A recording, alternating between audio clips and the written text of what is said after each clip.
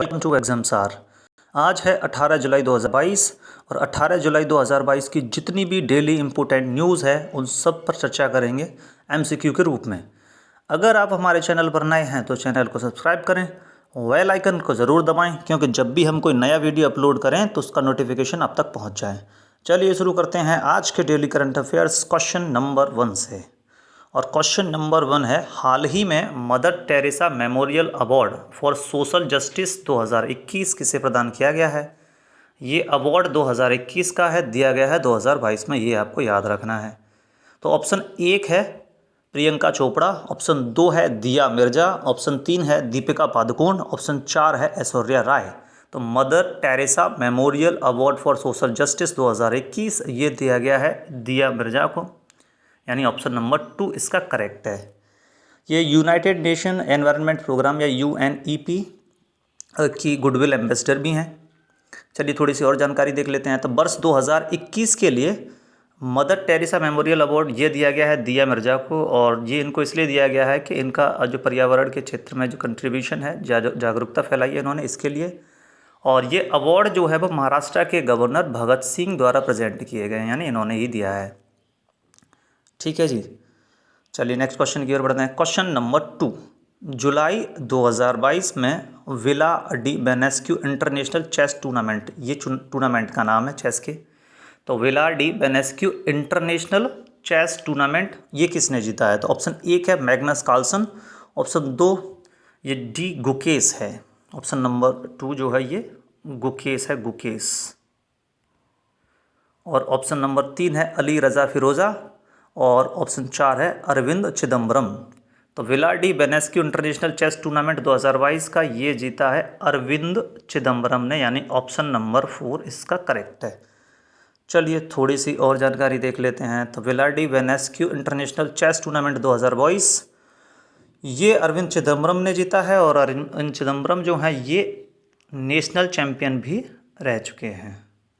चलिए next question की ओर बढ़ते हैं। क्वेश्चन नंबर 3, हाल ही में REC लिमिटेड का डायरेक्टर यानी टेक्निकल किसे नियुक्त किया गया है। Option 1 Shravan Kumar, option 2 Shiv Shankar Gupta, option 3 VK Singh, option 4 इनमें से कोई नहीं।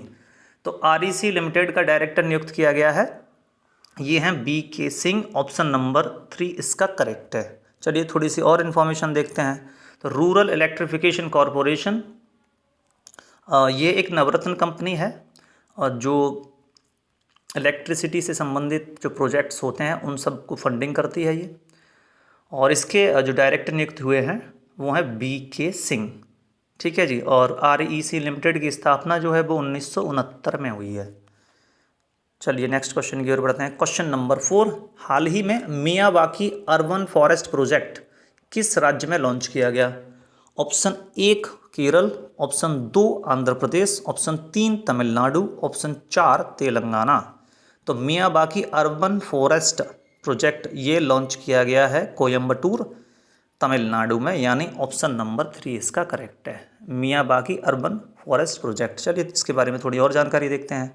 तो मियावाकी अर्बन फॉरेस्ट ये कोयम्बटूर यानी तमिलनाडु में लॉन्च किया गया है। मियावाकी व्यक्ति का नाम है, और ये एक मेथोडोलॉजी है फॉरेस्ट कवर को बढ़ाने की, यानी एक तरीका है। इसमें क्या होता है कि 1 मीटर स्क्वायर में 2 पेड़ लगाए जाते हैं। तो ये एक मियावाकी टेक्निक या फिर मेथोडोलॉजी है जिससे फॉरेस्ट कवर को बढ़ाया जा सकता है।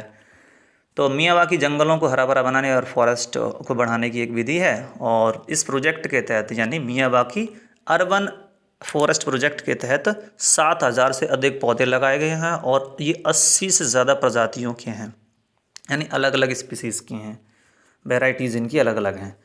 चलिए नेक्स्ट क्वेश्चन की ओर बढ़ते हैं। Question number 5, world day for international justice कब मनाया जाता है। ऑप्शन 1 16 जुलाई को, ऑप्शन 2 17 जुलाई को, ऑप्शन 3 15 जुलाई को, ऑप्शन 4 13 जुलाई को। तो world day for international justice ये हर वर्ष मनाया जाता है 17 जुलाई को, ऑप्शन नंबर 2 इसका सही है। चलिए और इन्फॉर्मेशन देखते हैं। तो world day for international justice या फिर इसी को कहते हैं इंटरनेशनल जस्टिस डे, और 17 जुलाई को हर साल इसको मनाया जाता है।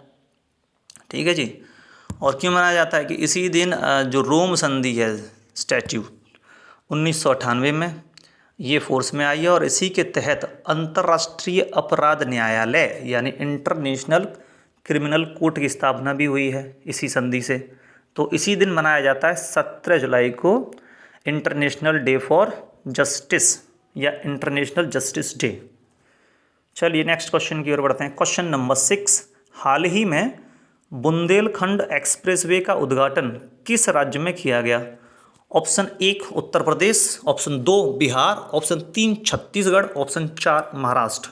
तो हाल ही में बुंदेलखंड एक्सप्रेसवे का उद्घाटन किया गया है उत्तर प्रदेश में और ये 16 जुलाई को प्रधानमंत्री नरेंद्र मोदी जी द्वारा इसका उद्घाटन किया गया है। चलिए इस एक्सप्रेसवे के बारे में थोड़ी और इन्फॉर्मेशन देखते हैं। तो प्रधानमंत्री जी द्वारा 16 जुलाई को इसका इनाग्रेशन हुआ है और ये उत्तर प्रदेश के 7 जिलों से निकलता है। कौन कौन से ये ज़िले हैं? तो चित्रकूट, बांदा, महोबा, हमीरपुर, जालौन, औरैया और इटावा, यहाँ से ये गुजरेगा और इसकी लंबाई जो है वो 296 किलोमीटर होगी बुंदेलखंड एक्सप्रेसवे की। चलिए नेक्स्ट क्वेश्चन की ओर बढ़ते हैं। क्वेश्चन नंबर 7, हाल ही में श्रीलंका में अंतरिम राष्ट्रपति यानी इंटरिम प्रेसिडेंट के रूप में किसने शपथ ली है? Option 1 Gotabaya Rajapaksa, option 2 Mahinda Rajapaksa, option 3 Ranil Wickremesinghe, option 4 इनमें से कोई नहीं। अंतरिम राष्ट्रपति यानी कि इंटरिम प्रेसिडेंट के रूप में अभी जो शपथ लेंगे ये हैं रानिल विक्रमासिंघे, क्योंकि यहाँ पे आर्थिक संकट की वजह से राजनीतिक संकट भी बहुत बड़ा खड़ा हो गया है श्रीलंका में अपने पड़ोस में। तो गोतबाया राजपक्षा तो पहले ही देश छोड़ के भाग चुके हैं और अभी जो प्रधानमंत्री थे रानिल विक्रमासिंघे उन्होंने भी इस्तीफा दे दिया था, लेकिन अभी ये अंतरिम राष्ट्रपति रहेंगे। ठीक है जी। और श्रीलंका में आप देख रहे होंगे कि आर्थिक संकट बहुत बड़ा खड़ा हो गया है, फॉरेक्स ख़त्म हो गया है, डीजल पेट्रोल की बहुत कमी हो गई है, इंपोर्ट वो अपने कर नहीं पा रहे हैं, यानी इकोनॉमी पूरी तरीके से क्रैश कर गया है। जनता सड़कों पे आ गई है, राष्ट्रपति भवन में भी घुस गई है और हिंसा भी हो रही है। तो श्रीलंका में आर्थिक संकट तो है ही है, उसके साथ साथ राजनीतिक संकट भी खड़ा हो गया है क्योंकि पॉलिटिकल स्टेबिलिटी भी वहाँ पे खतरे में है। चलिए नेक्स्ट क्वेश्चन की ओर बढ़ते हैं। क्वेश्चन नंबर 8, हाल ही में किस देश ने भारत द्वारा रूस से खरीदे गए S-400 मिसाइल सौदे पर छूट प्रदान करने के लिए अपने कानून में बदलाव किया है या फिर पेशकश की है कानून में बदलाव की? ठीक है जी। तो आपको ये बताना है कि किस देश ने अपने कानून में बदलाव किया है कि भारत ने जो रूस से S-400 मिसाइल खरीदे हैं इसमें उसने छूट दी है। तो ऑप्शन 1 है USA, option 2 Canada, option 3 Japan, option 4 चीन। तो ये USA ने अपना जो कानून है काटसा उसमें बदलाव किया है। अभी देखेंगे काटसा क्या होता है। तो USA ने जो भारत ने रूस से S-400 मिसाइल खरीदी है उस मामले में उसको छूट दे दी है। चलिए देखते हैं काटसा होता क्या है।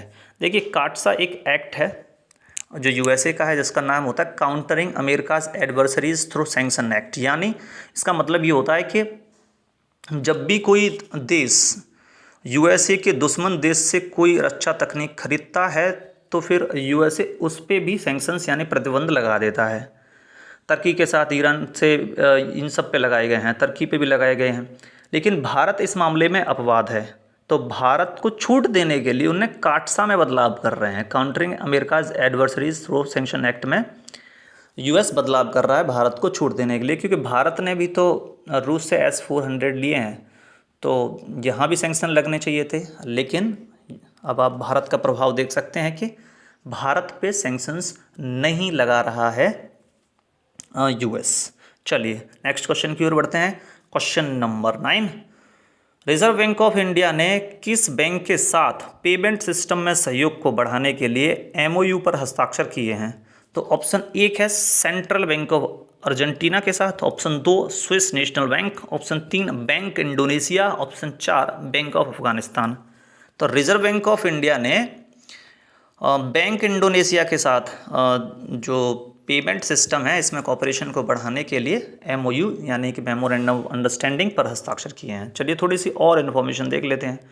तो RBI ने पेमेंट सिस्टम को सहयोग को बढ़ाने के लिए बैंक इंडोनेशिया बैंक, ये इंडोनेशिया का बैंक है सेंट्रल बैंक, तो उस पर इसके साथ MOU पर हस्ताक्षर किए हैं। और अब RBI की थोड़ी सी जानकारी देखें तो रिजर्व बैंक ऑफ इंडिया की स्थापना हुई 1935 में, इसका नेशनलाइजेशन हुआ है 1949 में और प्रेजेंट में इसके गवर्नर हैं शक्तिकांत दास।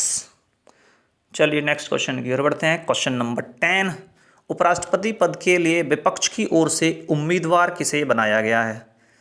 तो ऑप्शन 1 है Meira Kumar, option 2 Margaret Alva, option 3 Kapil Sibal, option 4 Mamata Banerjee. यानी वाइस प्रेसिडेंशियल कैंडिडेट अपोजिशन की तरफ से कौन होगा? तो ये ऑप्शन नंबर 2 मार्गरेट अल्वा होंगी। ये महिला हैं, ये फीमेल हैं, ठीक है जी, ये भी आपको याद रखना है। और चलिए थोड़ी सी और जानकारी देख लेते हैं। तो विपक्ष की 17 पार्टियों की जो बैठक हुई है उसमें ये फैसला लिया गया कि मार्गरेट अल्वा जो हैं ये होंगी विपक्ष की ओर से उपराष्ट्रपति पद की उम्मीदवार, और इसकी घोषणा जो है वो एनसीपी के अध्यक्ष शरद पवार ने की है, ठीक है जी। और मार्गरेट अल्वा जो हैं वो पूर्व कैबिनेट मंत्री भी रह चुकी हैं कांग्रेस पार्टी की तरफ से, और राज्यपाल भी अलग अलग राज्यों की रह चुकी हैं, ठीक है जी। इस वीडियो में इतना ही। वीडियो अच्छा लगा हो तो वीडियो को लाइक करें, अपने फ्रेंड्स के साथ शेयर करें। Thank you.